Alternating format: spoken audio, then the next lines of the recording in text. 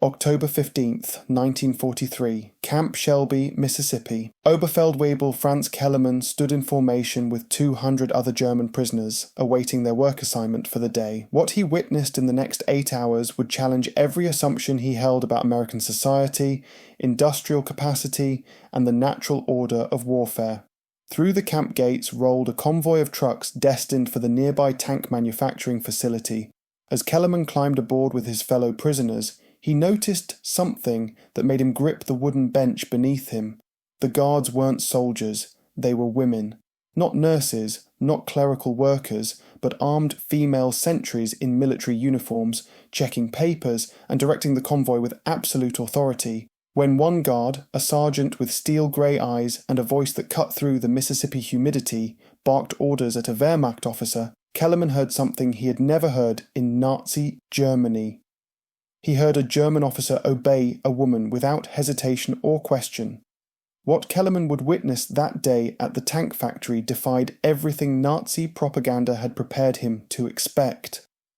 In Germany, women were excluded from military production.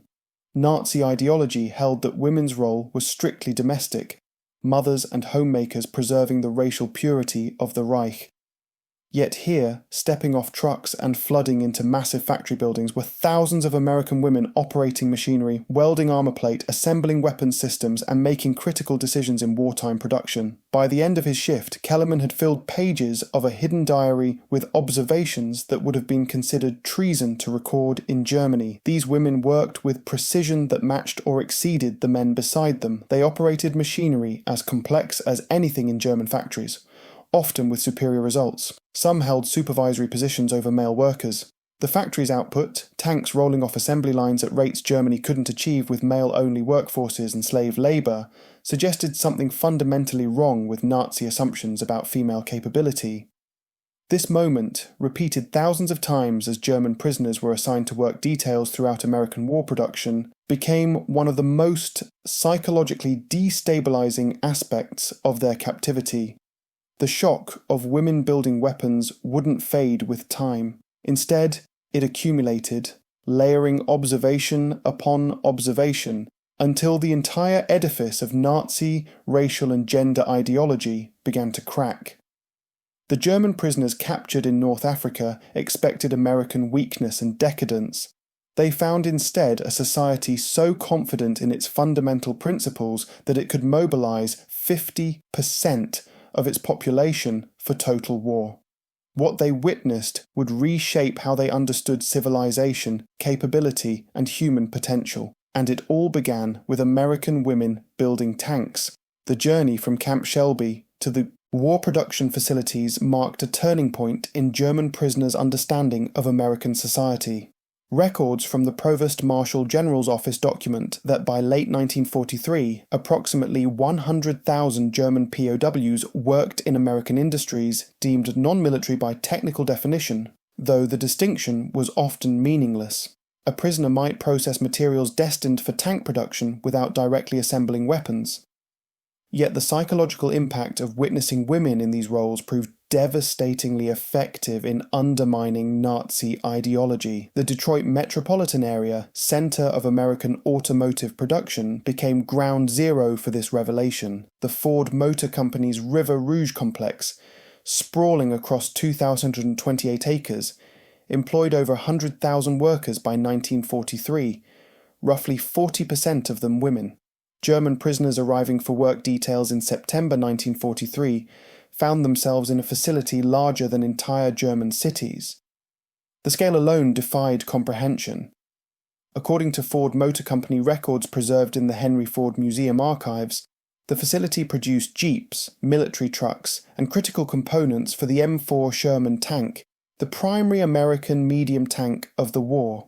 When Gefreiter Wilhelm Hoffmann, a former factory supervisor from Stuttgart, arrived at the River Rouge facility on a September morning in 1943, he immediately began noting details in his censored correspondence. The women he observed weren't auxiliary workers. They operated cutting machines, pressing equipment, and welding torches with practiced efficiency. Some supervised the quality control processes that determined whether components met military specifications. This authority, women making judgments that affected weapon production, seemed impossible to a man trained in Nazi ideology. His letter, recovered from Red Cross archives decades later, stated with barely concealed amazement, "The women instruct men. They wear the same uniforms as the men, or at least coveralls marking their authority. A woman rejected a metal casting today for being 1 millimeter out of specification. A German officer accepted her judgment without argument. I cannot comprehend how a nation functions this way." The Willow Run plant, located outside Detroit, provided perhaps the most dramatic example of American industrial capacity leveraging female workers. Built in just 9 months on empty farmland, this facility covered 1.5 million square feet under a single roof. By 1944, Willow Run employed 42,000 workers, 41% of them women, producing B-24 Liberator bombers at the astonishing rate of 1 complete aircraft every 63 minutes. German prisoners working in materials handling around the facility documented their shock at the female presence at every level of production. Hauptmann Ernst Wagner, a Luftwaffe engineer captured in Tunisia, visited the facility as part of a prisoner labour detail in October 1944. His post-war memoir, published in Germany in 1951, describes the moment he understood American industrial power. "I stood on an observation platform above the production floor. An assembly line stretched beyond the visible length of the building. At one station, a woman in her 30s guided the fuselage of a B-24 toward the next work section. She operated a machine that required precise coordination of both hands and foot controls. The precision impressed me. What devastated me was realizing this was normal, not exceptional. Normal. She wore a wedding ring. I wondered if her husband was fighting against these very aircraft being built by his wife. And I realized that American women had accepted their husbands might die, and had responded by building the weapons that would kill them more efficiently." The specific locations of female-intensive war production were thoroughly documented in contemporary records. The Briggs manufacturing plant in Detroit, which produced tank turrets and other armour components, employed over 5,000 women by 1944. The Fisher Body plant's women's section, according to UAW union records, constituted a third of the facility's workforce and produced critical tank components with rejection rates below 2%. The Highland Park plant, another Ford facility, dedicated entire sections to female workers assembling engines and transmissions. German prisoners assigned to watch trucks carrying finished components understood the magnitude of what they were witnessing. Lieutenant Otto Schultz, a signals officer from the Wehrmacht, documented in his diary the observation of a truck convoy preparing to depart the River Rouge facility. His censored letter, discovered in the 1980s, read, "I counted the vehicles, 18 trucks, each carrying engine blocks or transmission housings for military vehicles. One American estimated that this single daily shipment represented more manufacturing output than our entire Ruhr facility produced in a week. When I asked if he was exaggerating, he laughed and said the convoys departed every hour. The scale seemed designed specifically to mock German industrial capability. What made the female presence psychologically destabilizing beyond mere productivity statistics was the theoretical impossibility according to Nazi worldview. German military officers had received extensive ideological training that explained why women couldn't function in industrial roles requiring strength, precision, and decision-making authority. Racial science, as taught in the Wehrmacht officer corps, suggested that female engagement in technical production contradicted natural law. Yet here, these contradictions weren't rare exceptions, but systematic organisation. The American approach to female labour wasn't emergency wartime adaptation. It was organised, methodical mobilisation of an entire population segment previously classified as incapable. The presence of female military personnel in supervisory and security roles delivered a different category of psychological shock than factory workers. German prisoners encountered armed American women in multiple contexts, and their consistent professionalism undermined the ideological narrative that women lack the temperament for military authority. The Women's Army Auxiliary Corps, later reorganized as the Women's Army Corps, WAC, placed women in roles ranging from clerical work to military police. By 1943, approximately 150,000 women served in various military capacities. German prisoners working in areas near major military installations frequently encountered female military personnel. Camp Shelby itself employed female WAC personnel in administrative and security roles. Records from the camp's monthly reports document that women held positions as MPs, supply supervisors, and clerical staff with direct authority over prisoner management. Oberst Friedrich von Mannheim, a regular Wehrmacht officer from Berlin, recorded his shock at this arrangement in letters to his sister that passed American censorship. His correspondence, preserved in the National Archives, reveals the ideological struggle this created. I witnessed a corporal, a woman who cannot be more than 22 years old, correct a Wehrmacht captain regarding camp regulations. She spoke with complete assurance. The captain accepted her correction without resentment. This is not weakness or temporary wartime aberration. This is their system functioning as designed. They have organized their military to include women in positions of authority, not despite their gender, but as part of comprehensive planning.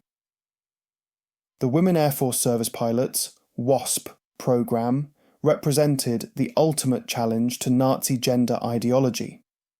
Established in 1943, the WASP program trained female pilots to ferry aircraft from manufacturing plants to military bases, reducing the burden on combat experienced male pilots.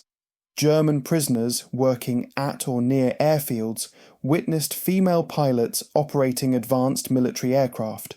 The sight of a woman in a flight suit conducting pre-flight checks on a P-51 Mustang fighter proved almost incomprehensible to men trained in Nazi doctrine.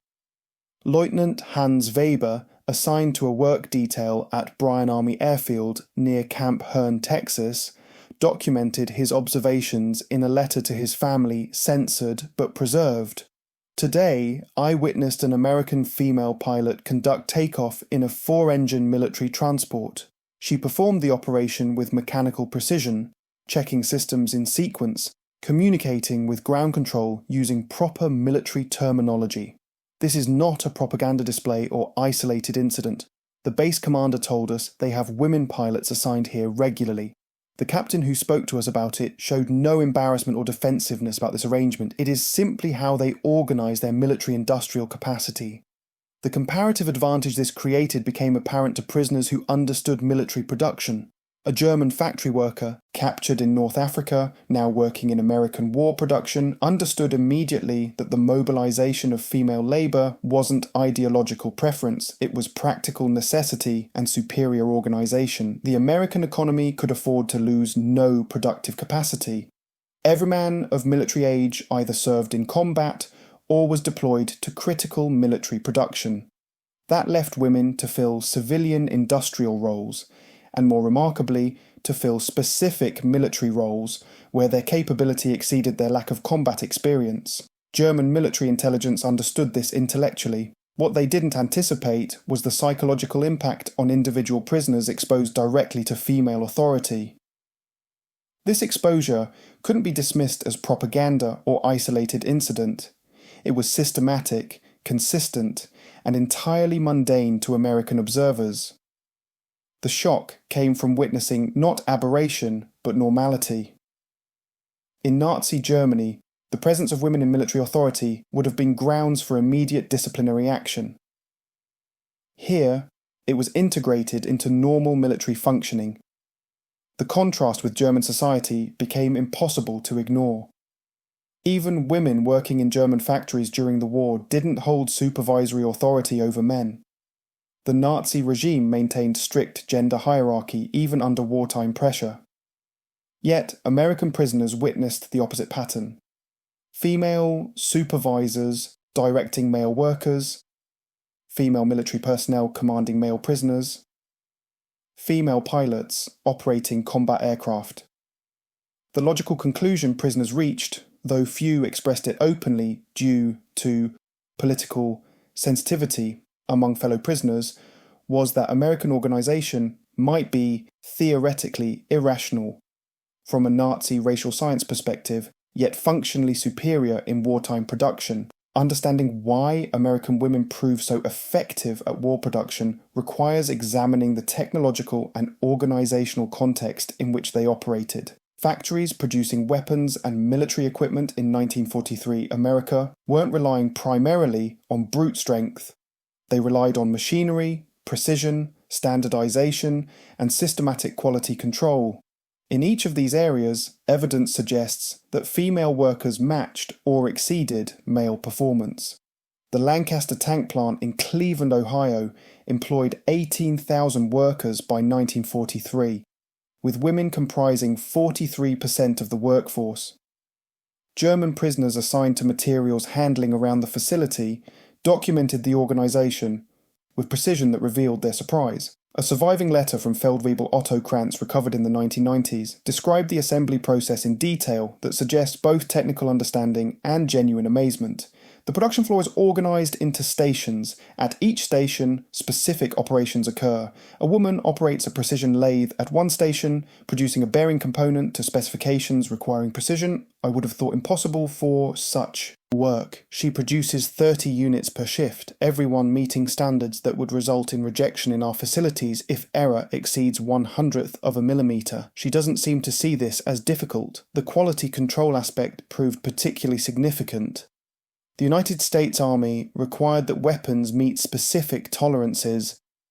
German prisoners learned that American tank production achieved rejection rates of 2 to 3%, meaning 97 to 98% of components fit assembly without rework. German production, even at its peak, rarely achieved rejection rates below 5%. The female workers in quality control, inspectors who checked components against specification templates, demonstrated technical knowledge and decision-making authority that contradicted Nazi assumptions about female cognitive capability for technical work. Records from the War Production Board document that American factories implemented assembly line production techniques that German facilities attempted but never fully mastered. The Ford Motor Company pioneered interchangeable parts manufacturing decades before the war. By 1943, this standardization had matured to the point where precision could be maintained across hundreds of workers, many of them female, many of them new to factory work. The selection and training of these workers became a sophisticated process. Wartime training records show that female workers received the same technical instruction as male workers, sometimes in longer sequences to accommodate prior factory experience differences. Oberingenieur Hans Diebel, a Wehrmacht industrial engineer captured in Africa, worked as a prisoner inspector at the Ypsilanti Tank Arsenal in Michigan during 1944 and 1945. His post-war memoir details the shock of recognizing American organizational sophistication. He described witnessing a training session where female workers new to tank assembly learned the complex process of installing transmission systems. The trainer, an older woman who had worked in automobile manufacturing before the war, explained the mechanical principles with clarity that Diebel had rarely encountered, even in German technical schools. His memoir notes, "The trainer wasn't simply showing procedures by rote memorization. She was explaining the mechanical principles, how torque affected assembly, why sequences of tightening bolts followed a specific pattern. The female trainees asked technical questions. The trainer answered with expertise. This isn't temporary wartime improvisation. This is systematic technical education applied to female workers. The productivity gains from female employment extended beyond the factories themselves. Women also worked in positions that supported production, quality control, inventory management, scheduling, and planning. American factories employed women as production coordinators, a role requiring understanding of entire assembly sequences and problem solving. Authority. German prisoners observing factory operations recognized that women held positions they had assumed required male authority. Statistical comparisons, though contested by some historians, suggest that female workers produced output per hour comparable to male workers doing identical tasks. The difference wasn't productivity, but assignment. Women were typically assigned to roles emphasizing precision and patience, assembly of components, quality control, detailed finishing work. Men were more frequently assigned to roles requiring physical strength, materials handling, heavy pressing operations. This division of labour wasn't based on capability differences but practical organisation.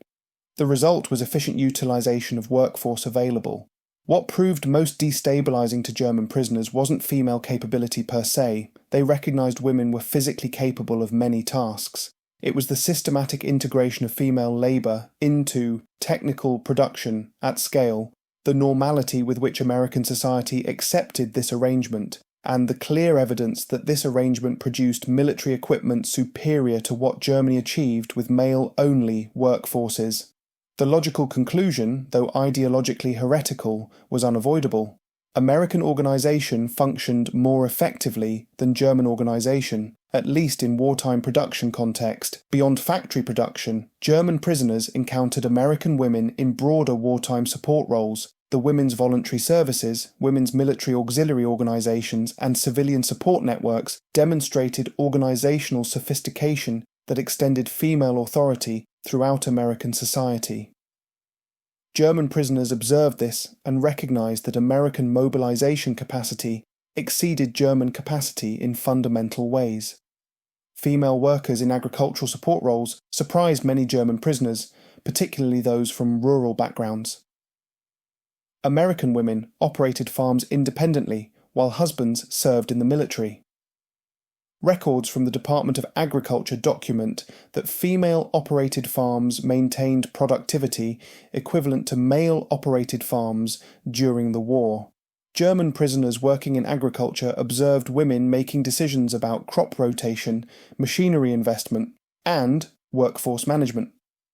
In Nazi Germany, such decisions would have been made by men, with women providing household labour only. The civilian support for military production also relied heavily on female workers. The United Service Organizations, USO, which provided entertainment and support services to military personnel and prisoners, employed thousands of women. German prisoners encountered female USO workers at camp recreational facilities. These women served coffee, organised recreational activities, and in some cases provided clerical support. The normality with which American women interacted with military prisoners, treating them with professional courtesy while maintaining security, demonstrated a cultural confidence that German military culture didn't match. Perhaps most significantly, German prisoners encountered American women as consumers and economic decision-makers. Women in the United States controlled significant household purchasing power. They made decisions about which products to buy, which stores to frequent, and how household resources were allocated. Records from camp exchanges and prisoner work details in retail environments document that American women made independent purchasing decisions. Some female store managers directed male employees. Some female business owners ran shops in towns near camps. This economic authority seemed impossible according to Nazi ideology, which held that women's economic role was restricted to household-level spending under male authority. Yet here, American women operated businesses, managed employees, and made significant financial decisions independently. German prisoners understood, even if they didn't fully acknowledge it, that this economic authority generated wealth and organizational capacity. Feldwebel Kurt Zimmermann, assigned to a prisoner work detail in a Texas town, recorded his observations of female business owners with barely concealed amazement. The woman who manages the bakery makes decisions about inventory, pricing, and employee scheduling without male consultation. She speaks to her suppliers in business terms. She banks her own earnings. This seems normal to Americans. In Germany, such independence would be grounds for social condemnation and legal restriction. Yet here, it functions smoothly. The bakery is profitable. the goods are quality. The employees, including male employees, accept her authority. The educational system also revealed female authority. German prisoners assigned to educational details at universities and schools encountered female professors and administrators. By 1943, universities employed female faculty, some holding significant administrative positions. American female educational leadership had not achieved contemporary gender equity by any means, but it exceeded German female educational authority dramatically. Female educators weren't merely teaching traditional subjects, some taught technical and scientific subjects to mixed gender classes. These accumulated observations about female economic and educational authority challenged Nazi ideology's foundational claims about female capability and proper social organization. The prisoners couldn't dismiss individual cases as propaganda or exception. The pattern was too consistent, the evidence too comprehensive, the integration too complete. American society had mobilized female capability because wartime production demands required it, and this mobilization proved effective.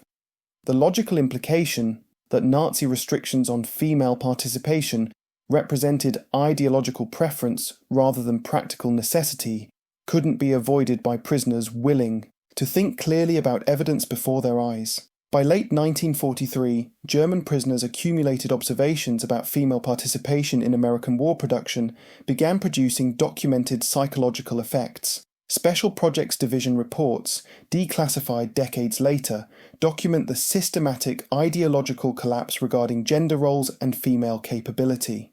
The transformation wasn't universal or instantaneous, but it followed clear patterns across camp populations. The mechanism of ideological collapse followed the pattern established by other forms of American abundance and capability. Prisoners arrived with firm ideological convictions derived from Nazi training. They encountered American reality that directly contradicted these convictions. Rather than dismissing the contradiction as propaganda, prisoners who understood technical production could recognize that American organization produced superior results. This recognition created cognitive dissonance that only resolved through ideological revision. A particularly detailed documentation of this process appears in the correspondence of Hauptmann Dieter Hoffmann, a Wehrmacht signals officer captured in Tunisia who worked as a prisoner labor supervisor at various American facilities. His letters, recovered in the 1990s, track his gradual ideological revision regarding female capability. Early letters expressed shock and dismissal. The Americans employ women in factory work. This is wartime improvisation and cultural peculiarity. Later letters acknowledged observation. These women operate machinery with precision. Some hold supervisory authority. The organization functions efficiently. By 1944, his letters expressed ideological concession. I must acknowledge that the American integration of female workers into technical production proves functionally superior to German male-only approach. This contradicts taught ideology, but evidence supersedes teaching. The camp newspapers, carefully monitored by American intelligence, reveal this transformation at the population level. Camp publications initially expressed skeptical observations about female participation in production. By late 1944, camp publications published articles exploring American gender organization and female capability with genuine intellectual curiosity. The shift suggests that prisoners, particularly educated prisoners who served as camp leaders and newspaper editors, recognized that this aspect of American culture required intellectual engagement rather than ideological dismissal. Post-war interviews conducted by occupying American forces document explicit ideological revision regarding gender roles. Prisoners returning to Germany in 1945 and 1946 reported that their time in American captivity had changed their understanding of female capability. Some expressed that women should have had expanded roles in Nazi Germany. Others acknowledged that American production efficiency might have resulted partly from superior mobilization of available workforce. Few expressed anything resembling Nazi ideology regarding proper female roles after witnessing American female workers. The Special Projects Division reports from early 1945 note that prisoners increasingly questioned Nazi gender ideology in educational discussions. Classes addressing American democracy included discussions about female participation in political and economic systems. Prisoners who had been taught that female political participation represented social weakness encountered evidence that American female participation correlated with economic strength and production capacity. The logical connection became unavoidable. Female participation might represent not weakness, but adaptive mobilization of available capability. Dr. Wilhelm Stern, the leading psychologist of the Special Projects Division, wrote in a classified 1945 report, "Exposure to American female participation in technical production and military organization appears to undermine ideological resistance to democratic principles. Prisoners who maintain other aspects of Nazi belief often concede that American female mobilization represents superior wartime organization. Even if they resist other American cultural aspects, the evidence is too direct to dismiss." By spring 1945, as repatriation began, prisoners returning to destroyed Germany carried revised understanding of female capability and potential social roles. This revision, though not always consciously acknowledged, influenced post-war German reconstruction. Women who had entered German factories during the war to replace conscripted men remained in industrial roles after the war. Post-war German society, influenced partly by returning prisoners and partly by direct observation of American organization, gradually accepted greater female economic participation than Nazi ideology would have permitted. American female authority extended beyond factories and into explicit ideological teaching. Educational programs in prisoner camps, while officially presented as language and vocational training, included implicit lessons about American society and democratic values. Female educators, particularly female university lecturers and professors who visited camps, demonstrated living contradiction to Nazi ideology. Sam Houston State Teachers College maintained an active correspondence course program for German prisoners through 1944 and 1945.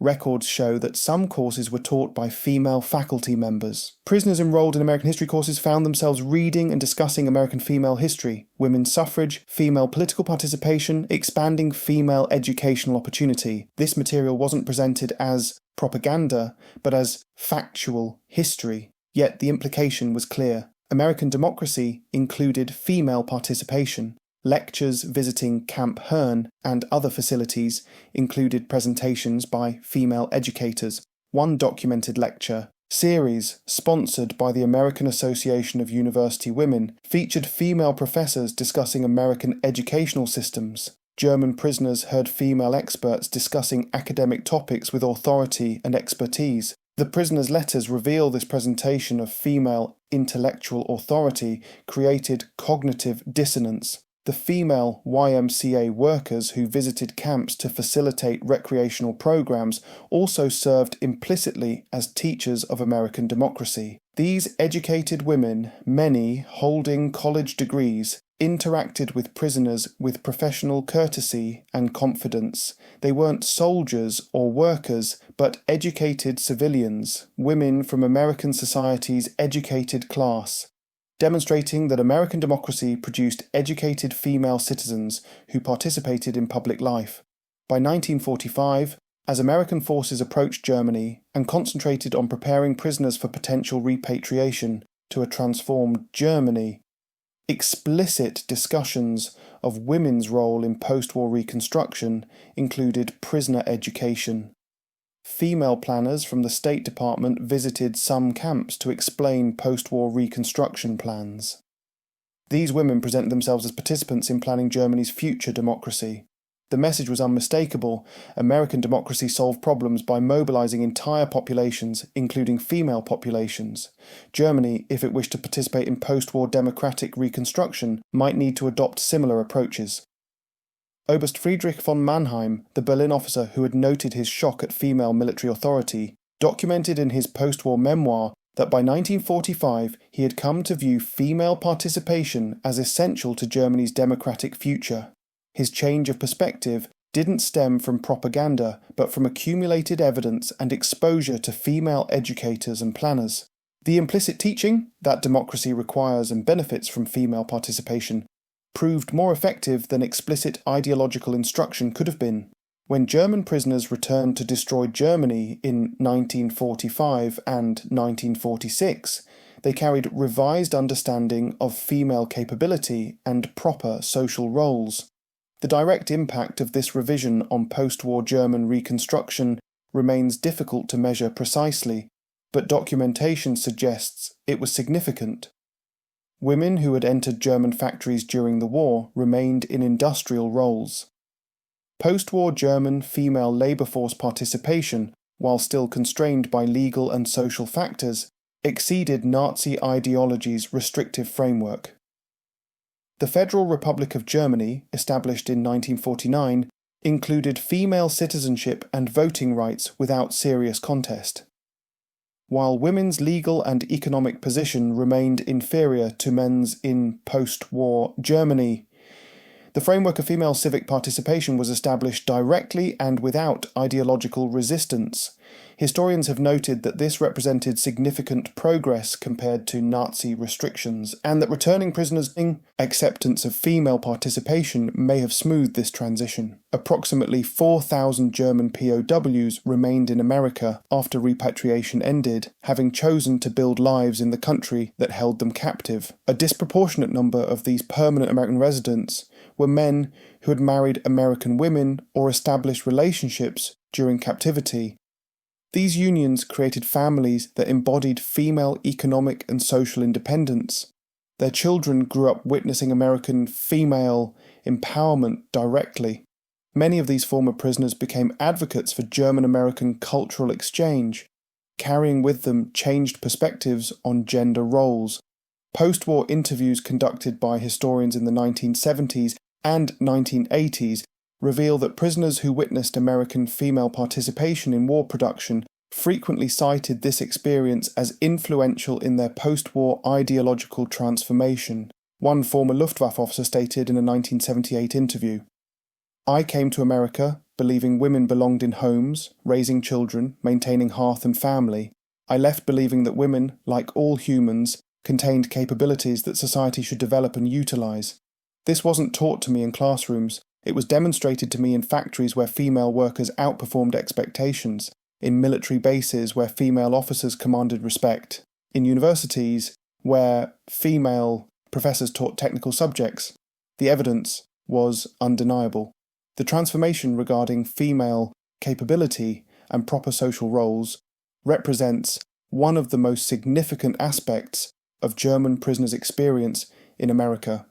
Unlike transformations regarding industrial abundance or democratic values, which could theoretically be attributed to temporary wartime mobilization, female participation appeared integrated into American society at every level.